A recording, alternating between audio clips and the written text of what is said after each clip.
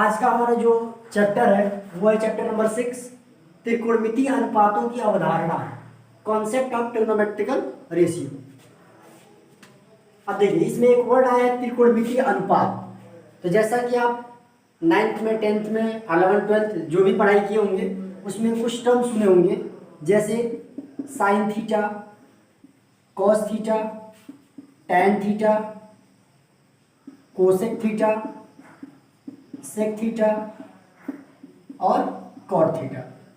तो ये जो 6 टर्म्स आपको दिख रहे हैं, ये जो 6 टर्म्स है, sine theta, cos theta, tan theta, cosec theta, sec theta और कॉट थीटा, इन्हीं को हम बोलते हैं त्रिकोणमितीय अनुपात।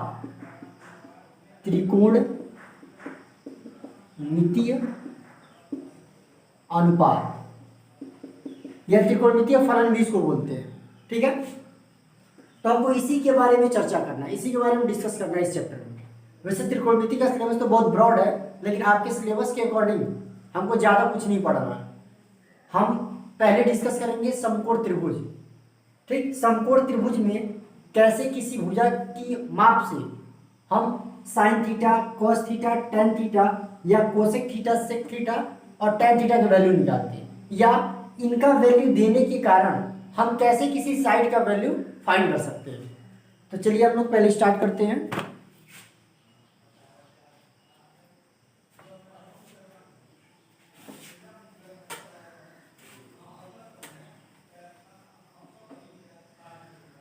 जैसे देखिए हम सबसे पहले क्या लेंगे, एक समकोण त्रिभुज, किसी और त्रिभुज का प्रयोग नहीं करेंगे। ये हो गया हमारा एक समकोण त्रिभुज, राइट एंगल ट्रायंगल। ठीक है, इसको मान लिए ए बी सी और बी पे हम बना दिए समकोण यानी 90 डिग्री। तो पहला चीज तो आप ये जान लीजिए, समकोण त्रिभुज में 3 चीजें होती हैं। एक होता है लंब, एक होता है आधार और एक होता है कर्ण। ठीक, तो ये 3 भुजाएं हैं। इन तीन भुजाओं में किसी को लंब बोलते हैं, किसी को आधार बोलते हैं, किसी को कर्ण बोलते हैं। तो सबसे पहले ये जान लीजिए कि किसका नाम क्या है।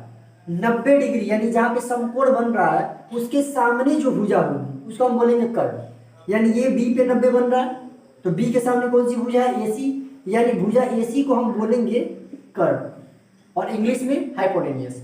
क्लियर है। उसके बाद से या तो हम इसको लंब बोल सकते हैं या तो इसको लंब, मतलब इन दोनों में इसको लंब या आधार दोनों बोल सकते हैं। लंब या आधार दोनों बोल सकते हैं, लेकिन एक इसमें सिचुएशन है। अगर ये एंगल के बारे में बात नहीं कर रहा है तब, जैसे अगर हम केवल पाइथागोरस पढ़ते, केवल पाइथागोरस प्रमेय पढ़ते, तो हमको ये इसको हम लंब भी कह सकते थे, आधार भी कह सकते थे, इसको भी लंब या आधार कुछ भी कह सकते थे। लेकिन जब हम त्रिकोणमिति पढ़ेंगे तो इसमें आएगा कोण, कोण के बारे में चर्चा होगा। जैसे अगर हम इस कोण के बारे में चर्चा कर रहे हैं, ठीक है, थीटा। ठीक, तो अगर ऐसा सिचुएशन आ गया कि साइन थीटा का मान पूछ दिया, कॉस थीटा का मान पूछ दिया और ये एंगल हम शो कर रहे हैं, तो इस सिचुएशन में हम इस कोण के सामने वाली भुजा को लंब बोलेंगे। ठीक है, इस कोण वाली जो कोण है इसके सामने जो भुजा उसको क्या बोलेंगे, लंब। देखिए ये हो गया लंब और इसको बोलेंगे हम आधार। ठीक है, ये बहुत जरूरी है इसको जानना। एक और हम फिगर ड्रॉ कर रहे हैं, A B C, notation same है और ये 90 डिग्री यानी समकोण पे है। और हम आपसे कह रहे हैं कि अगर हम ये एंगल यूज कर रहे हैं थीटा, इस सिचुएशन में इसको तो कर्ण हमेशा बोलेंगे, इसमें कोई दिक्कत नहीं है क्योंकि 90 के सामने है। लेकिन अब इसको हम बोलेंगे लंब और इसको बोलेंगे आधार। ठीक है, अब देखिए सेम फिगर है, लेकिन एंगल सी से अगर हम ए पे शिफ्ट कर रहे हैं, अगर हम ए का यूज कर रहे हैं तो इसके लिए लंब ए बी हो गया, लेकिन इस सिचुएशन में लंब बी सी हो गया। यानी हम कह सकते हैं कि अगर ये सी पे कोण बन रहा है तो ए बी क्या हो जाएगा, लंब हो जाएगा, और बी सी क्या हो जाएगा, आधार हो जाएगा। और यहाँ पे ए बी क्या हो जाएगा, आधार, और बी सी क्या हो जाएगा, लंब। ये आपको पहले क्लियर होना चाहिए, क्योंकि मैक्सिमम लोग गलती यही करते हैं, उनके दिमाग में केवल यही बसा होता है कि ये वाला लंब है, ये वाला आधार है, वो कोण को ध्यान नहीं देते, क्योंकि आज तक पाइथागोरस आप सॉल्व किए हैं, और पाइथागोरस में ये कोई बाउंडेशन नहीं होता है कि हम इसको लंब लें कि इसको आधार लें, क्योंकि वहाँ पे फार्मूला होता है कर्ण का स्क्वायर इज इक्वल टू लंब का स्क्वायर और प्लस आधार का स्क्वायर। अगर हम गलती से लंब की जगह आधार का मान रख दें या और आधार की जगह लंब का मान रख दें, तब भी कोई मान में फर्क नहीं पड़ेगा, क्योंकि यहाँ बीच में प्लस का सिंबल लगा है। माइनस होता तो फर्क पड़ता, ठीक है, जो साइन होता या आंसर आपका प्लस में आना चाहिए था तो माइनस में आ जाता, माइनस में आना चाहिए था तो प्लस में आ जाता, लेकिन यहाँ पे प्लस है तो कोई फर्क नहीं पड़ेगा, इसीलिए हम उसमें लंब को आधार या आधार को लंब मान लेते हैं, हमारे आंसर में कोई दिक्कत नहीं आती है, कोई वेरिएशन नहीं आती है। लेकिन अगर हम त्रिकोणमिति की बात करें तो त्रिकोणमिति में ऐसा बिल्कुल भी नहीं है। अगर हम थीटा अगर इसको मान रहे हैं, सॉरी इसको मान रहे हैं, तो लंब ये हो जाएगा, मतलब जहां जिस कोण को हम थीटा ले रहे हैं उसके सामने वाला लंब होगा, ठीक, और जो रेस्ट बच रहा है वो क्या है, आधार है। अब यहाँ पे ये लंब हो गया और ये आधार, ये भी आपको समझ में आ गया होगा। इसका बहुत यूज है, अभी आप जब क्वेश्चन करेंगे तो इसका यूज आएगा, इसीलिए हम आपको ये पहले बता दिए, ठीक है। अब चलिए कुछ हम रिलेशन देख लेते हैं, आप ये सब नोट कर लीजिएगा, स्क्रीनशॉट लेके नोट कर लीजिएगा या पॉज करके नोट कर लीजिएगा।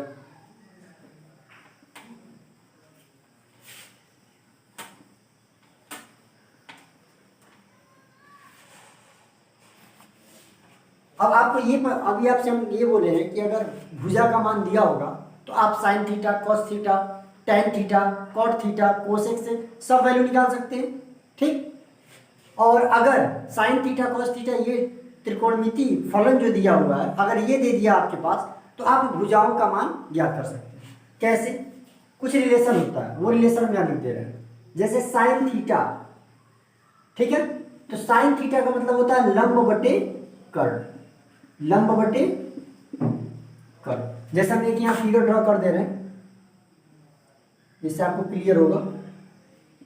ये हम थीटा मान रहे हैं, ये point A, point B, point C, तो ये हमारा कहलाएगा कर्ण, ये कहलाएगा आधार और ये कहलाएगा लंब, ठीक है।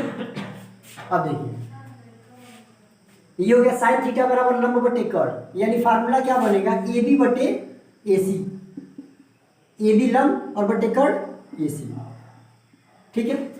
ऐसे ही कॉस थीटा, कॉस थीटा का मतलब होता है आधार बटे कर्ण, आधार बटे कर्ण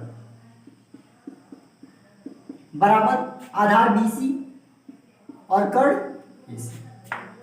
उसके बाद तीसरा पॉइंट क्या है, टेन थीटा, ये होता है लंब बटे आधार, मतलब इसमें कर्ण का हम यूज नहीं करते, केवल लंब और आधार हमारे पास हो तो ये सॉल्व हो सकता है, यानी ए बी बटे बी सी।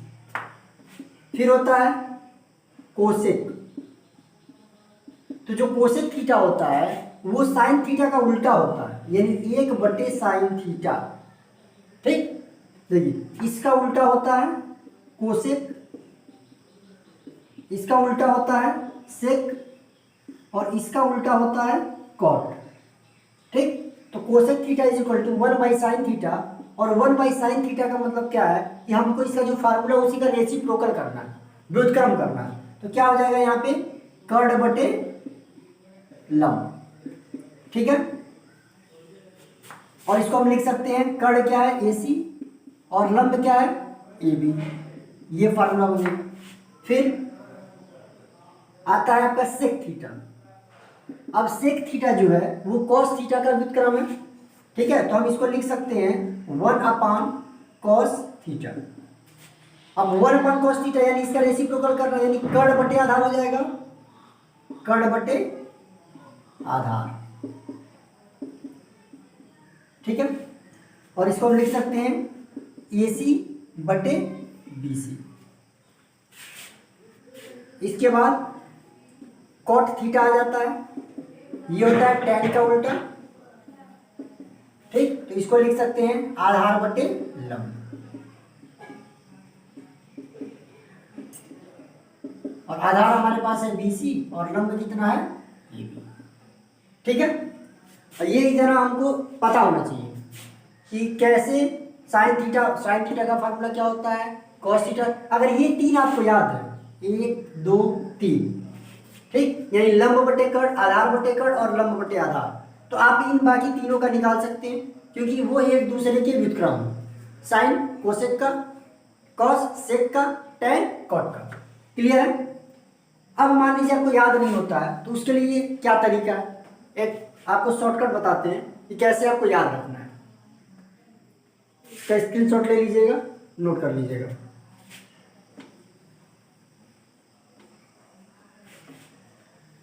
देखिए होता है एक फार्मूला आप लोग सुने होंगे, लाल बटे कक्का। ठीक है, लाल बटे कक्का। तो यहाँ पे जो सिंबल एल है, एल मतलब है लंब, ठीक, ए मतलब है आधार, ठीक, और के का मतलब है कर्ण। ये नोटेशन है। अब देखिए एल बाई के एक बना, फिर सेकेंड ए बाई के बना, और थर्ड एल बाई ए, यानी एक बना ये, एक बना ये और एक बना ये। तो सबसे पहले हम क्या लिखे थे, साइन, तो ये हो गया साइन का फार्मूला, ये हो गया कॉस का फार्मूला और ये हो गया टैन का फार्मूला। मतलब हम कह सकते हैं कि sine theta is equal to L by K, माने लंब बटे कर्ण। मिला कि नहीं मिला, मिल गया ना। साइन थीटा बराबर एल बाई के, एल बाई के का मतलब लंब बटे कर्ण। उसके बाद कॉस थीटा, कॉस थीटा का मतलब ए बाई के मतलब आधार बटे कर्ण।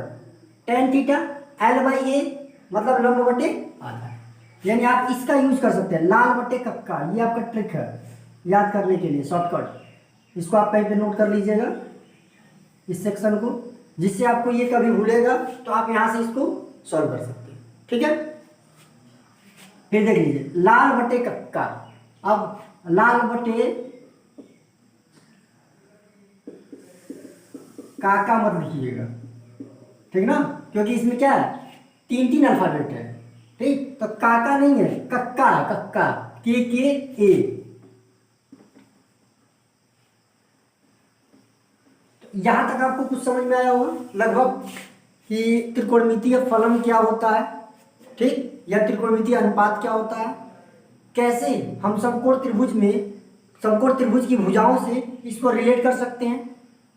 अब हम कुछ क्वेश्चन देखेंगे, ये फार्मूला आप याद कर लीजिएगा। और अगर इसमें कोई डाउट रहा होगा तो आज जब भी आप वीडियो देख रहे हैं कोशिश करिए कि जब अपलोड हो जा रहा है तो आप वीडियो देख लीजिए।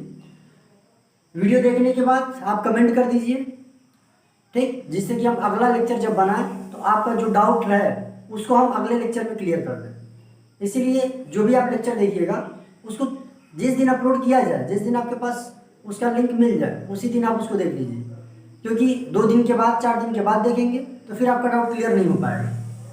वैसे अगर आप आज देख लेते हैं तो हम कमेंट पढ़ लेंगे और कल जब फिर वीडियो बनाएंगे तो आपका पूरा क्लियर करा देंगे।